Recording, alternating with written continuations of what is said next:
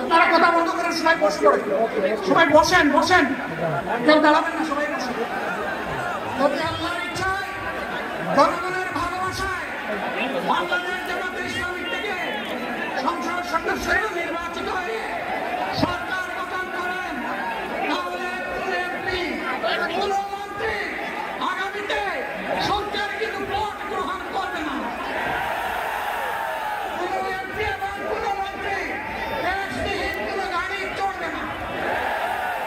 কোন এমপি এবং কোন মন্ত্রী তার নিজের হাতে কোনো টাকা চালাচালি করবে না। কোন এমপি এবং কোন মন্ত্রী যদি তার নির্দিষ্ট কোনো কাজের জন্য বরাদ্দ পেয়ে থাকেন, কাজ শেষ হওয়ার সাথে সাথে বাংলাদেশের 18 কোটি মানুষের কাছে তারা তার প্রতিবেদন তুলে ধরতে বাধ্য হবে। সম্মানিত বন্ধুগণ, আমরা নিব না, দুর্নীতি আমরা করব না, আমরা নিতে দেব না, দুর্নীতি আমরা সহ্য করব না। এই বাংলাদেশটাই আমরা দেখতে চাই।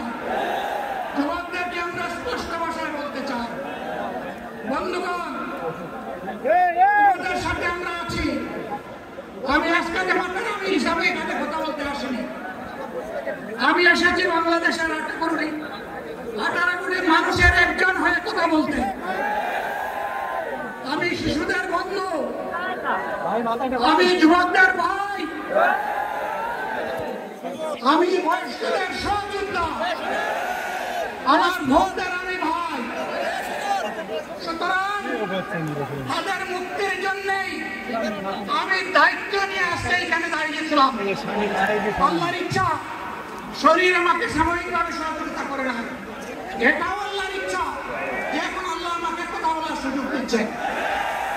আমি বলতে চাই, বাংলাদেশের নির্দিষ্ট কোন শ্রেণীর মুক্তির জন্য আমাদের এই লড়াই নয়।